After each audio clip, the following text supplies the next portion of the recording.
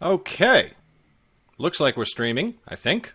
Hello YouTube, my name is Gary Robinson. Welcome to my show Vloganovel on my channel Vloganovel, where to the surprise of no one, I vlog novels. This is the show where I live create books from beginning to end, everything from the outlining process, cover design, to writing the first draft, editing it, formatting it for publication, and then putting it up live on everywhere from Amazon to Barnes & Noble, Kobo, the iBook store, and everywhere else. Today, we are working on Darkfire, the third book in the Nightblade volumes, and the first volume in the Nightblade volumes is, of course, the volume Nightblade, which I still don't have. I lent out my own author copy to a friend who hasn't returned it yet, but the second book is right here. It's very beautiful. It's mystic, and you can find signed copies of that book as well as all of my other print books in the link below this video in the video description, and I certainly hope you'll go check that out. Today, we are continuing on the outlining process. We finished, in the last episode of Vloganovel, we finished outlining episode 2, and now we are going to get into episode 3. Let me start my timer really quick. We work in hour-long chunks on this show. So there's that. We're going for an hour. Okay. So episode 1 and 2 are basically done. Obviously, we're going to revise the shit out of the outline before we actually start writing the book. But episode 3, we have a paragraph for each episode so far. So let's look at Let's look at the the episode 3 paragraph. So I've been thinking a lot about this over the last day in between last episode and shooting and streaming this episode, and basically what I kind of decided I was going to do is I'm going to finish the outline, and the first step when I'm editing the outline is to basically go through the characters, the individual characters, and make sure that each of them have their own compelling subplot throughout the course of the book. So that's what we're going to do. We're going to keep going on the outline, and I've been going back through the outline that I created yesterday, and I'm like, I don't necessarily feel that the characters are going on compelling journeys yet. One second, I have to mute my phone.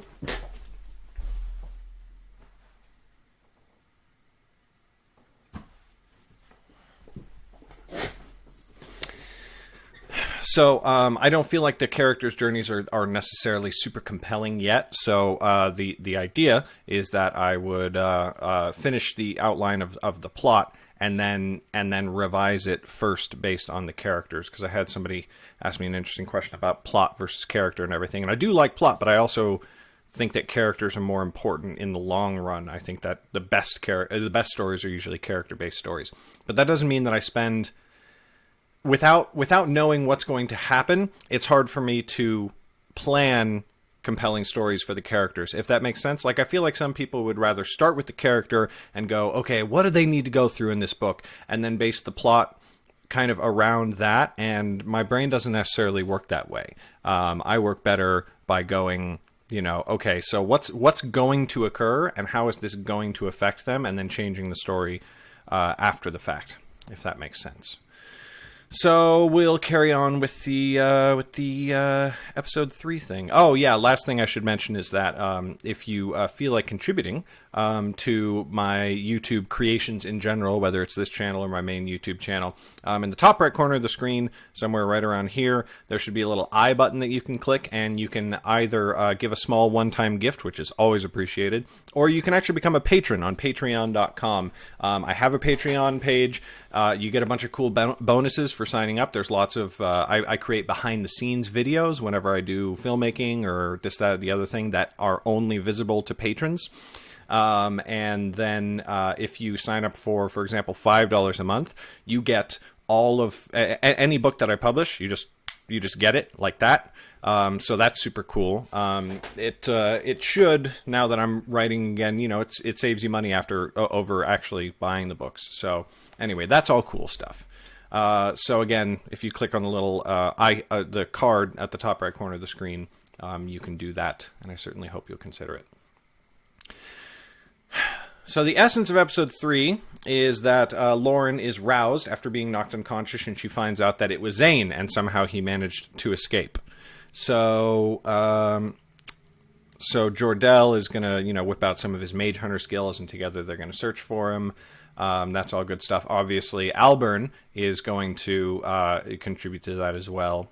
But we want to expand on this before we take it down and break it down into chapters.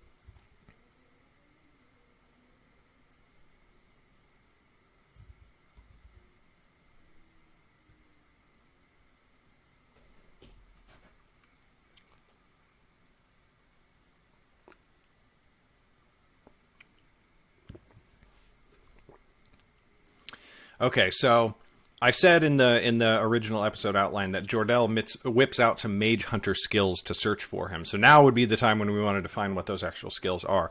So I'm thinking that Kristen Stevens says, "Hey all, hi Kristen, good to see you." Kristen.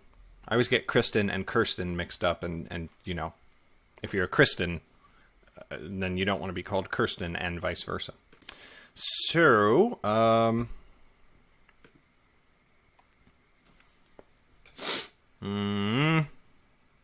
so I'm thinking that Jor-El could have some sort of device or powder or something that would help him track down a mage. The only thing is, and this is something that unfortunately I don't feel like we can use a device like that, because we've had 2 books already, during which time Jor-El was constantly searching for Zane, and during which time he never used said device for finding him, you know? So it's like, we can't just throw it in here out of the fucking blue, because then it's like, wait a minute, what about in the last 2 books? So basically what that means is that such a device unfortunately can't exist in this world. Unless there is a way for it to exist, and we can establish it in Darkfire.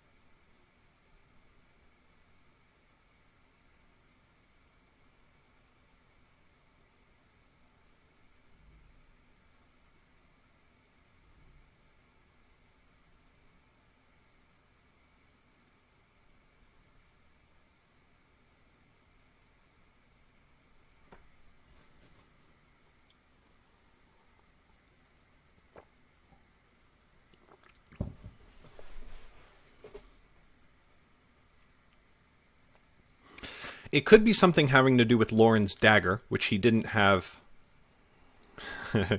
Kristen, Kirsten, Catherine, Kelly. I'll answer to all of it, just not Sarah. What do you have against Sarah's? So it could be something having to do with Lauren's dagger. Lauren's dagger and, like, a lock of Zane's hair. Because he wouldn't have had... Because Jor-El has known about Lauren's dagger since right at the end of Nightblade, but he didn't necessarily have access to the dagger alone wouldn't be enough. Otherwise, he would have used that. You know what I mean?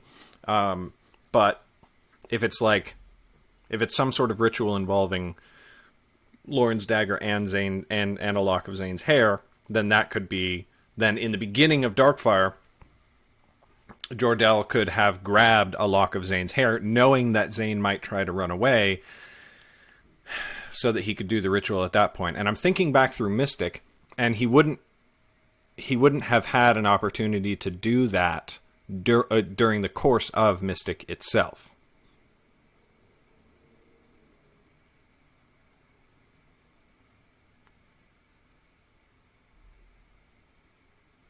Yeah, so I think that's good. I think that's a good solution.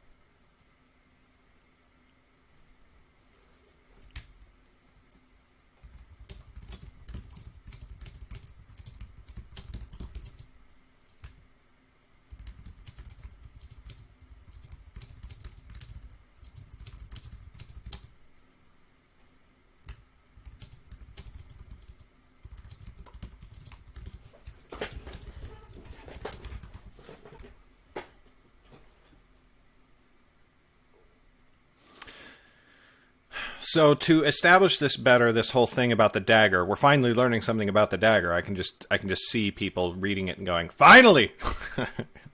But in order to establish this moment more, have it mean more, and have it not kind of come out of nowhere, I think we need something in episode 1.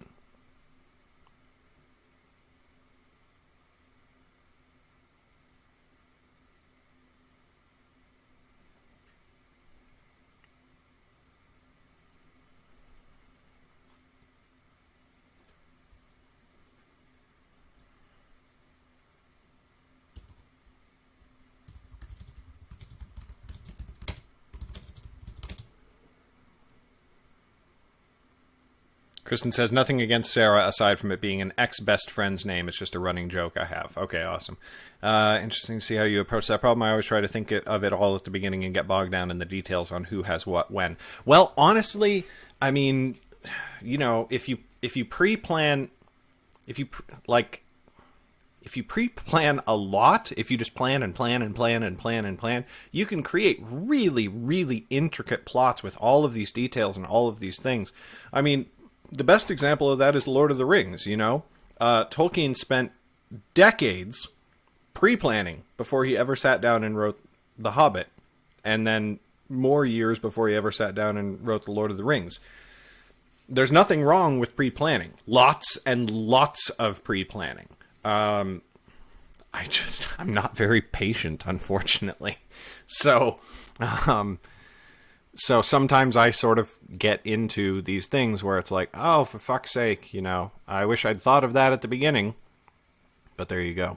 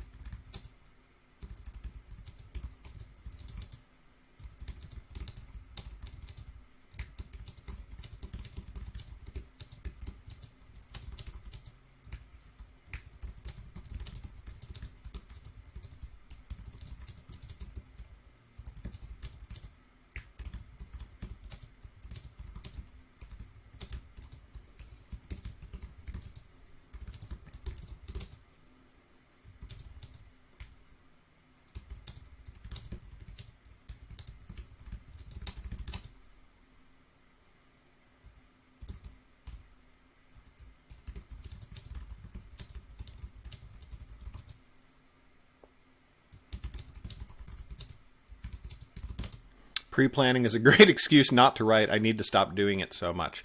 No, but see, I don't know, you know. Sometimes I wish I was the type of person who could just sit down and plan and plan and plan for years before coming out with a book. But one, it's my livelihood, so I can't really afford to do that. Two, actually, you know, it's not completely true. I do have some books and some series that I am pre-planning and have been pre-planning since I first started. You may remember, if you listen to the Storytelling Podcast, I came up with an idea for a book on an episode that I don't really want to go back into now, but I'm going to write it this year. And I've been planning around that story ever since I first came up with the idea. Nightblade itself is a book series meant to build the world of an epic fantasy series that I have wanted to write for years. So in that sense, Nightblade is pre-planning. All of this stuff that I'm coming up with is foundation work laid for that book series. I just happen to also be publishing it at the same time. So it's entirely possible that things will be slightly different when I get to that big epic fantasy book series. And you know, there's There might be some inconsistencies in any big work that spans many, many, many books. There's always inconsistencies. There's inconsistencies between The Hobbit and The Lord of the Rings. But this is all kind of pre-planning work, if that makes sense.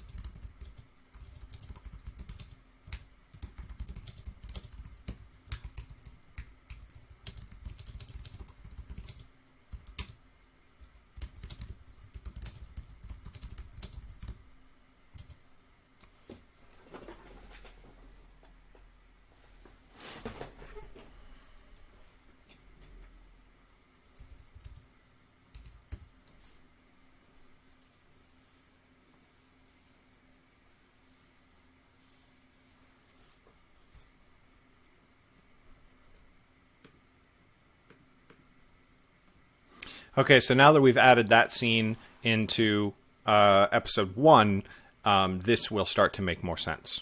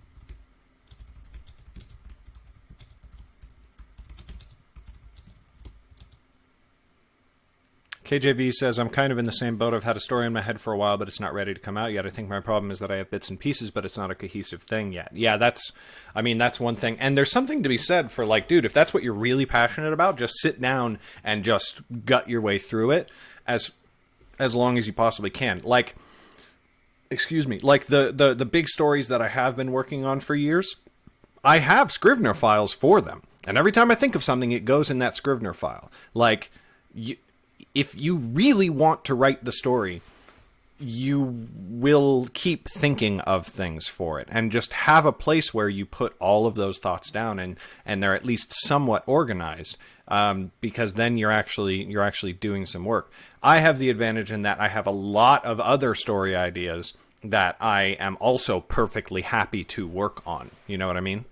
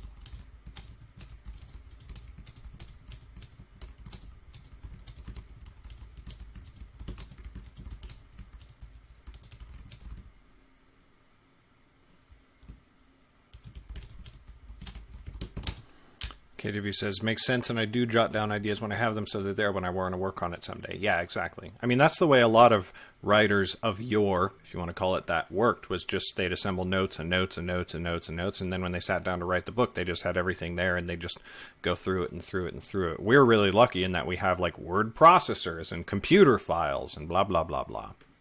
Okay, so I think that's enough of a paragraph to go on, so we'll paste that into episode 3. Then we'll copy the episode 2.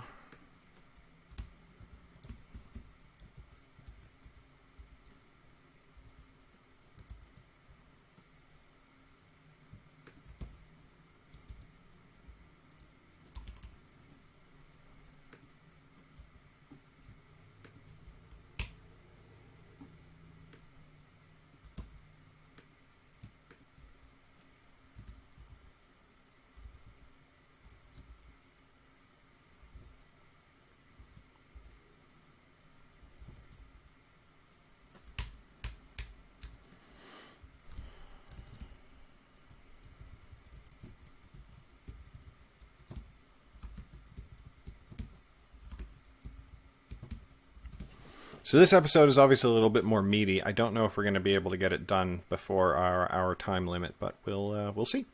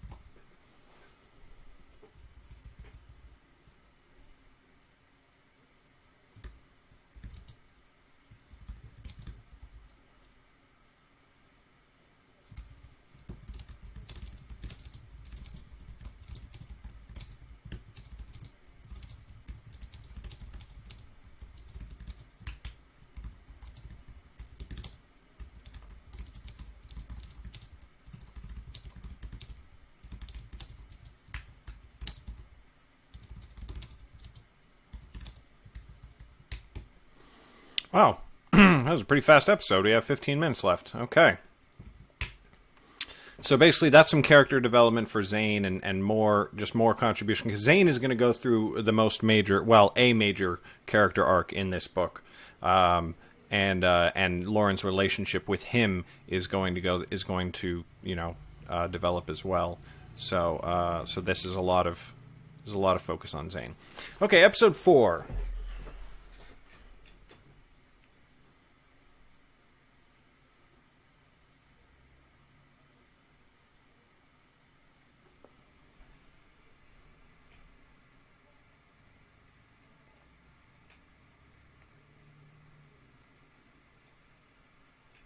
Let's get our map up really quick.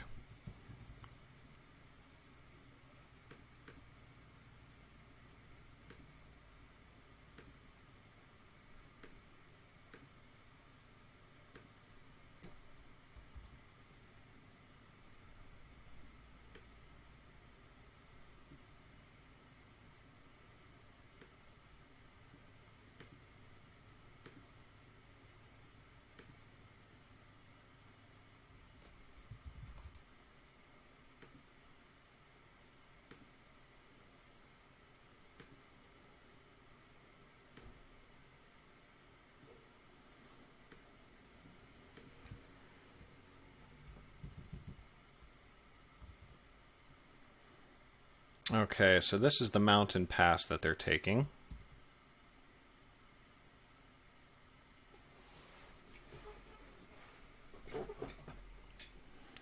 Okay, so we're going to need to edit this because the Shade Stronghold needs to be just west of the mountain town.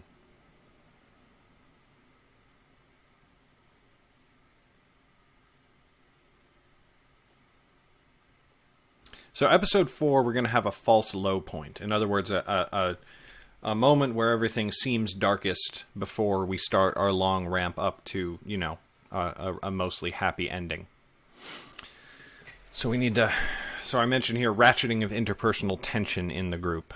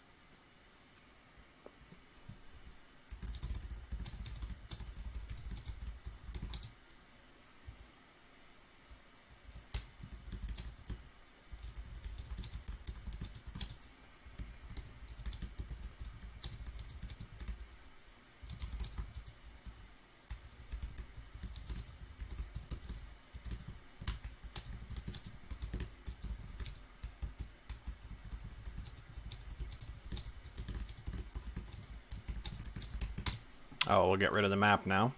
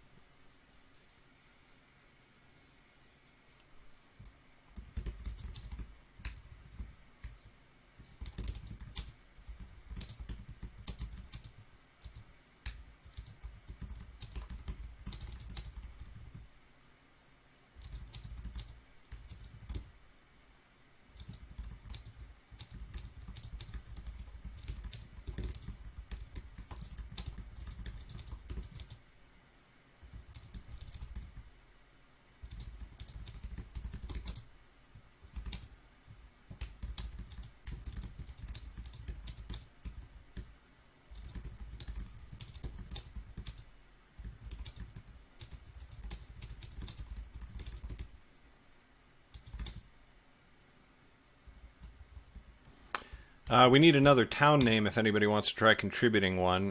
They reach a town where Annis basically is going to kind of want to quit the quest, except they're not actually going to get to the town. Alexander Pedro's here. Hi. Good evening.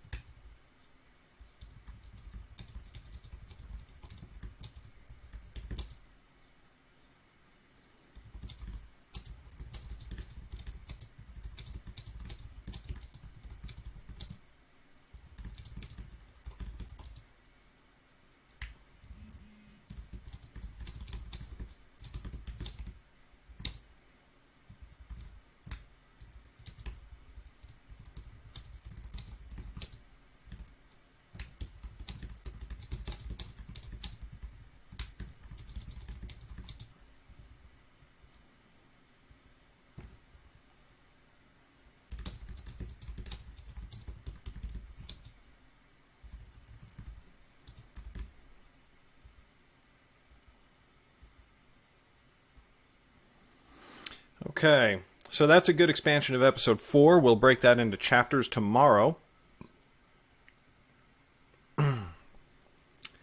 And that's going to be it for this episode. I don't want to get into actually breaking it down yet because we only have 5 minutes left. So we'll just get this ready to go for tomorrow.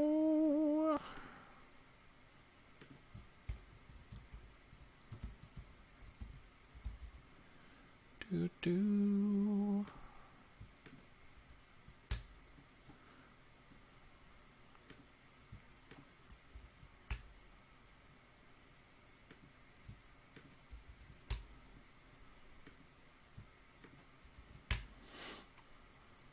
And there's our chapters.